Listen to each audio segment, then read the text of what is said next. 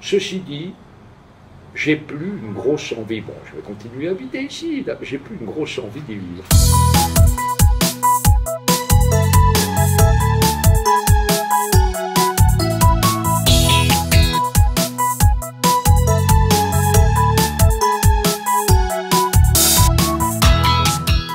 Phnom Penh, malgré tout, tu as passé 2 bonnes décennies. Alors, éventuellement, tu t'envisagerais d'aller habiter ou rester au Cambodge ou Oh, passer de bonnes décennies. J'ai même passé de bonnes décennies en continu, mais j'ai passé 2 bonnes décennies.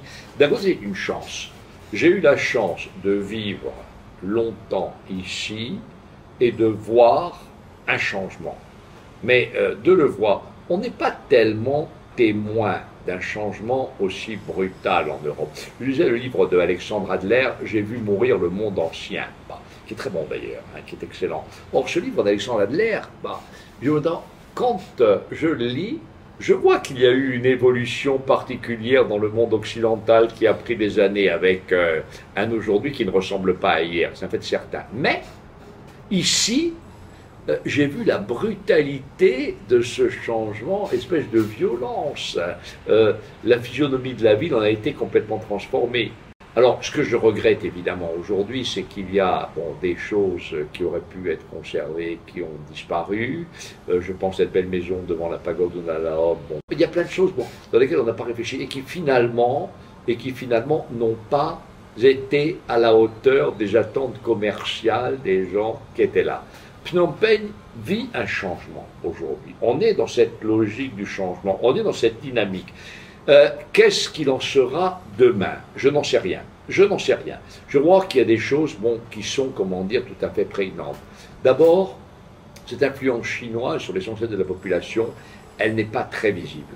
Nos Chinois vivent entre eux, il n'y a pas eu de boom, il n'y a pas eu cette passion pour la chinité, on n'a pas vu des cours de chinois exploser avec des Cambodgiens spectatant ça. Ça reste assez confidentiel. Bon, il y a évidemment l'anglais qui domine pratiquement sans partage. Faire des études, déjà à l'époque, c'était un peu ça, faire de l'anglais, qui est contrebalancé un petit peu, comment dire, qui était contrebalancé à l'époque par le français. Aujourd'hui, c'est le tout anglais. Bon, on se retrouve avec une belle jeunesse qui, sans le voir à Phnom Penh beaucoup plus ailleurs, qui est complètement coupée du reste du pays d'ailleurs. Complètement coupée du reste du pays, puisque, bon, par exemple, ici, faire des études dans des milieux qui sont, disons, socialement favorisés, c'est dans des écoles anglaises, américaines, singapouriennes, etc., où on apprend tout sauf le khmer.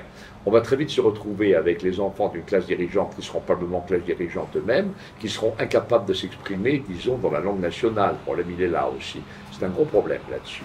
Bon, en même temps, ce qui me déçoit, comme on dirait ici, c'est qu'à l'époque, on vendait, comment dire, pas mal d'ouvrages en khmer, des textes ici et là. Là, par exemple, bon, pour trouver le texte de Kun Sun, Tilumna Jankra et la dernière demeure, bon, j'aurais une photocopie que j'ai payée à prix d'or, mais il faut bien une attente considérable pour mettre la main dessus. Il n'y a plus cette espèce de passion. Alors, on parlera toujours de la khmérité dans un sens très nationaliste ici à Phnom Penh, mais je ne vois pas de manifestation tant dans les styles architecturaux, ces immeubles qui ressemblent à rien, d'accord, que dans des librairies, que dans des créations musicales ou figurales. Je ne vois pas d'exemple de cette khmérité. Je pense qu'il y a quand même danger pour l'avenir sur l'identité.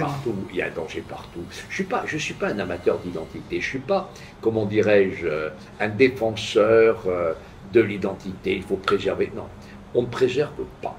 Alors, il y a des flux sociaux qui sont de toute façon inévitables, qu'on ne peut pas contrôler rationnellement, qui se trouvent à un moment donné soumis à d'autres propositions qui apparaîtront et qui modifieront la donne, mais pour l'instant on fait face à une situation, c'est un peu un rouleau compresseur, c'est un petit peu un rouleau compresseur. Alors de l'autre côté, il y a des changements qui sont manifestes, on peut les voir à Phnom Penh, par exemple, Les femmes khmères aujourd'hui et les femmes khmères d'il y a 20 ans, c'est pas du tout la même chose.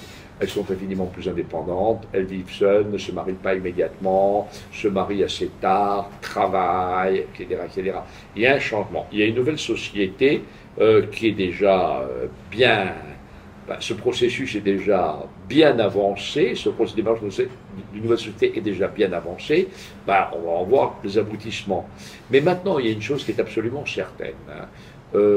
Autant, je me sens très bien ici, je n'ai pas de problème de ce côté-là, mais je suis finalement beaucoup plus observateur qu'autre chose. Alors qu'à une époque, au départ, quand je suis arrivé là, bon, je me sentais chez moi dans cette société, etc.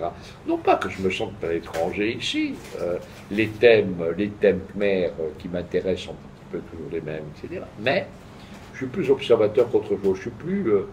J'ai plus, comment dire, une partie prenante, d'accord, de cet environnement dans lequel je me trouve. Hein. Je ne suis plus véritablement partie prenante dedans et j'ai une attitude qui est beaucoup plus, comment dire, attentiste, d'observation, ou quoi que ce soit. Et puis en même temps, je me dis aussi que, bon, le Cambodge est un pays de 17 millions d'habitants, un peu plus d'ailleurs. Combien d'habitants à Phnom Penh? Combien de personnes urbanisées dans ce pays? On se retrouve avec, disons, une majorité de la population qui vit dans les campagnes, dans le cadre, finalement, d'un pauvre, et qui est de ce côté-là quasiment marginalisé. Alors ça, c'est un Cambodge, bon, avec des contradictions qui apparaissent de façon bien claire aujourd'hui. C'est éclatant, le contraste absolument éclatant entre le village et Phnom Penh, bon, c'est notre monde. Ça a toujours été notre monde, mais aujourd'hui encore plus qu'avant. Hein. Quand on voit, comment dire, il y a un peu ce côté aussi artificiel à Phnom Penh, bon, parce qu'évidemment, on n'a pas encore une classe moyenne. On a un ferment de classe moyenne, mais tous ces ferments de classe moyenne, par exemple, on les trouve dans des boreilles. Ce qui est intéressant d'ailleurs, hein, pas dans des immeubles. Les immeubles sont d'une part vides. Hein, la plupart, pourquoi? Il y a une raison pour ça.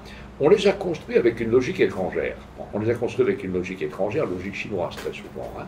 Bon, une fois que ces immeubles ont été, comment dire, construits, il fallait les louer. Bon, évidemment, il y a toujours un public étranger venu des pays de l'ASEAN ou occidental qui seront, comment dire, à même de louer. Mais c'est une population relativement limitée. Hein. Pour louer efficacement ces appartements d'immeubles, il faudrait, comment dire, une classe moyenne. Or, cette classe moyenne, en gestation, même le jour où elle existera, elle n'a pas envie de vivre là-dedans. Elle n'a pas envie de vivre là-dedans. Le Khmer a du mal à vivre, comment dire, avec des voisins, à l'instar un petit peu du village Khmer. On a des familles qui conservent une distance respectueuse. Et donc dans un Borei, on retrouve un petit peu justement cette idée de petit village. Ah ben on est dedans, on vit dans du Borei. La plupart auront acheté quelques appartements, histoire de les louer, mais même ça ne se fait plus aujourd'hui. Hein. On préfère investir dans des Borei. Ces immeubles resteront vides. Ils resteront vides. Bon, un jour peut-être il y aura problème, mais il n'y a pas de problème. La plupart des immeubles que l'on voit à Camping, il n'y a pas de lumière le soir. Il n'y a pas de lumière, bon, ben, ça veut dire quoi? Ça veut dire que personne n'y habite, même s'ils ont été vendus. Hein. Ils ne seront pas loués. Donc il y a une ville, comment dire, je ne parlerai pas de bulles immobilières, il n'y a pas de bulles immobilières. Bon. L'endroit, comment dire, est petit, le processus, disons, a été relativement bien contrôlé au départ. Maintenant, ceci dit, on a quand même une situation pour le moins insolite, avec des logements qui poussent ici et là, bien plus nombreux que la satisfaction des habitants de la ville. Mais Phnom Penh devient une ville de tours vides. Alors, je voudrais reprendre quelque chose tout à l'heure. Tu m'as dit qu'il n'existait pas de classe moyenne au Cambodge.